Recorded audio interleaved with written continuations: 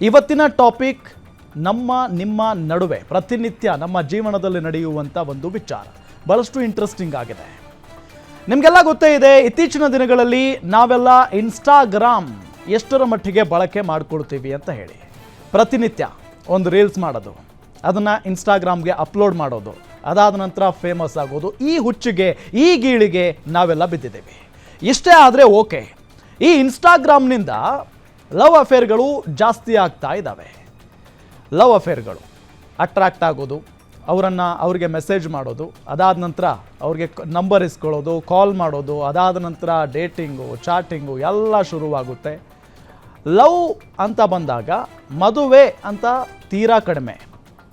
Love ಆದಮೇಲೆ ಒಂದಿಷ್ಟು ಜನ ಜೀವನ ಹಾಳು ಮಾಡ್ಕೊಳ್ತಾ ಇದ್ದಾರೆ ಇದೇ ಇನ್ಸ್ಟಾಗ್ರಾಮಿಂದ. ಮದುವೆ ಆಗ್ತಾರೆ ಕೆಲವೊಂದಿಷ್ಟು ಜನ, ಅಲ್ಲಿ ಮರ್ಡರ್ಗಳಾಗ್ತಾ ಇದ್ದಾವೆ. ಇದು ದಿನನಿತ್ಯ ನಿಮ್ಮ ಸುತ್ತ ನಡೆಯುವಂಥ ಘಟನೆಗಳ ಬಗ್ಗೆ ಹೇಳ್ತಾ ಇದ್ದೀವಿ. ಇಷ್ಟೆಲ್ಲ ಯಾಕಾಗ್ತಾ ಇದೆ?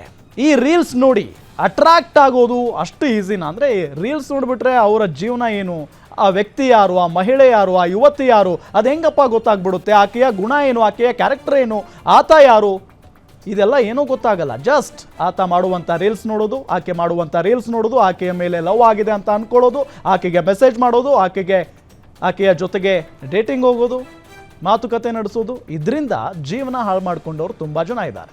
ಸಕ್ಸಸ್ಫುಲ್ ಆದವರು ಇದ್ದಾರೆ, ಇಲ್ಲ ಅಂತ ಹೇಳೋಕ್ಕಾಗಲ್ಲ, ಖಂಡಿತವಾಗ್ಲೂ ಇದ್ದಾರೆ. ಅದೇ ಬೆರಳಣಿಕೆಯಷ್ಟು ಜನ ಮಾತ್ರ. ಆದರೆ ಆಲ್ಮೋಸ್ಟ್ ತಮ್ಮ ಜೀವನವನ್ನು ಹಾಳು ಮಾಡ್ಕೊಳ್ತಾ ಇರುವಂಥ ಜನನೇ ಬಹಳಷ್ಟು ಜನ ಇದ್ದಾರೆ. ಯಾಕೆ ಹಿಂಗಾಗ್ತಾ ಇದೆ ಸಮಾಜದಲ್ಲಿ? ಏನು ಮನಸ್ಥಿತಿ ಈಗಿನ ಯುವ ಪೀಳಿಗೆಯದ್ದು? ಇದೆಲ್ಲದರ ಬಗ್ಗೆಯೂ ಕೂಡ ಚರ್ಚೆ ಮಾಡ್ತಾ ಹೋಗ್ತೀವಿ. ಇದೇ ಈ ಹೊತ್ತಿನ ವಿಶೇಷ ರೀಲ್ಸ್ ಲವ್. ನಾನು ರಾಮ್ ಬಡ್ಗೇರ್.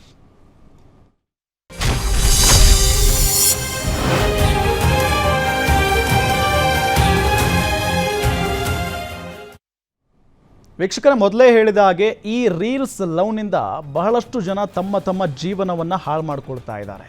ಅದಕ್ಕೆ ಸಂಬಂಧಪಟ್ಟಂತೆ ಒಂದು ವರದಿ ಇದೆ, ಮೊದಲಿಗೆ ನೋಡ್ಕೊಂಡು ಬರೋಣ. ಗುರುವಾರ ಚಾಟಿಂಗ್, ಭಾನುವಾರ ಡೇಟಿಂಗ್, ಮರ್ಡರ್.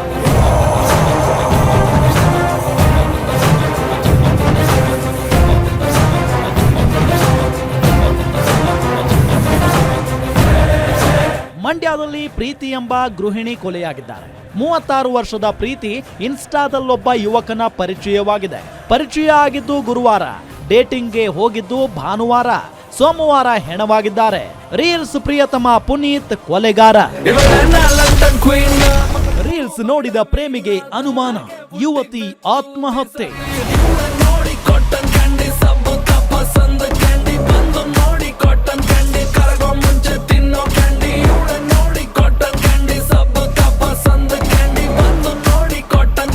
ತುಮಕೂರಿನಲ್ಲಿ ಫೈನಲ್ ಇಯರ್ ಬಿಕಾಂ ಓದ್ತಿದ್ದ ಯುವತಿ ಚೈತನ್ಯ ವಾಟ್ಸ್ಆಪ್ ಸ್ಟೇಟಸ್ನಲ್ಲಿ ಒಂದು ರೀಲ್ಸ್ ಹಾಕಿದ್ದಾರೆ.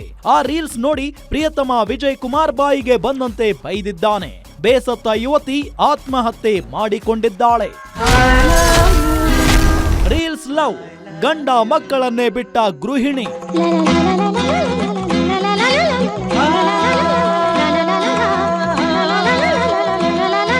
ಏಪ್ರಿಲ್ನಲ್ಲಿ ಗೃಹಿಣಿಯೊಬ್ಬರು ರೀಲ್ಸ್ ನೋಡಿ ಲವ್ ಮಾಡಿ ಗಂಡ ಮಕ್ಕಳನ್ನೇ ಬಿಟ್ಟು ರೀಲ್ಸ್ ಪ್ರೇಮಿಯನ್ನೇ ಮದುವೆಯಾದ ಘಟನೆ ನೆಲಮಂಗಲದಲ್ಲಿ ನಡೆದಿತ್ತು.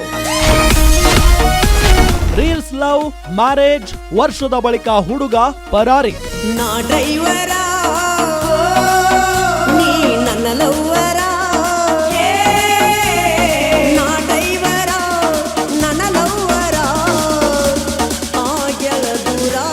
ರಾಮನಗರದಲ್ಲಿ ರೀಲ್ಸ್ ನೋಡಿ ಲವ್ ಮಾಡಿ ಮದುವೆಯಾಗಿ ವರ್ಷವಾದ ಮೇಲೆ ಹೆಂಡತಿಯನ್ನ ಬಿಟ್ಟು ಹೋಗಿದ್ದ ಪ್ರಿಯತಮ.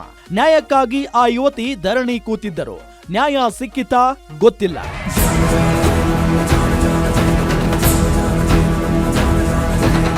ಇಂತಹ ಹಲವು ಘಟನೆಗಳು ನಡೆಯುತ್ತಲೇ ಇವೆ.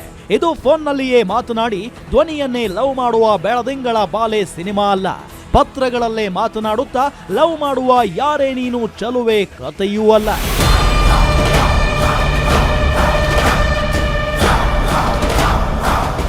ಒಂದು ಕಾಲದಲ್ಲಿ ಇಂತಹ ಲವ್ ಸ್ಟೋರಿಗಳು ಬಂದಾಗ ಅದನ್ನ ದೈವಿಕ ಪ್ರೀತಿ ಎಂದಿದ್ದವರು ಕನ್ನಡದ ಬೆಳದಿಂಗಳ ಬಾಲೆ ಅಂತಹ ಪ್ರೇಮ ಕಥೆಗಳ ಟ್ರೆಂಡ್ ಶುರು ಮಾಡಿತ್ತು.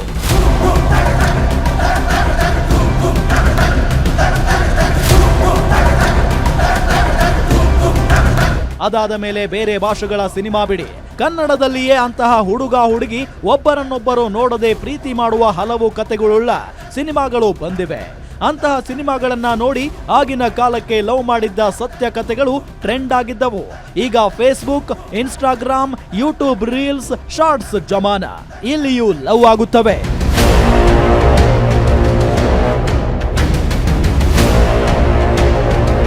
ಬಹುತೇಕ ಇಂತಹ ಪ್ರೇಮ ಕಥೆಗಳು ಹ್ಯಾಪಿ ಎಂಡಿಂಗ್ ಆಗಿರುವುದಿಲ್ಲ. ದುರಂತಗಳಲ್ಲಿ ಅಂತ್ಯ ಕಾಣುವುದೇ ಹೆಚ್ಚು. ಇನ್ನು ಅದೆಷ್ಟೋ ಪ್ರೇಮ ಕಥೆಗಳು ಹೊರ ಜಗತ್ತಿಗೆ ಇರಲಿ, ಅಕ್ಕಪಕ್ಕದ ಮನೆಯವರು, ಸಂಬಂಧಿಕರಿಗೂ ಗೊತ್ತಾಗದಂತೆ ಮುಚ್ಚಿ ಹೋಗಿವೆ. ಇಷ್ಟಕ್ಕೂ ಈಗಿನ ಜನರೇಷನ್ ನವರು ಇಂತಹ ತಲೆಬುಡ ಇಲ್ಲದ ಪ್ರೀತಿಗೆ ಮರಳಾಗ್ತಾ ಇರೋದು ಯಾಕೆ? ಅದು ಯಕ್ಷ ಪ್ರಶ್ನೆಯೂ ಹೌದು. Bureau report, guarantee news.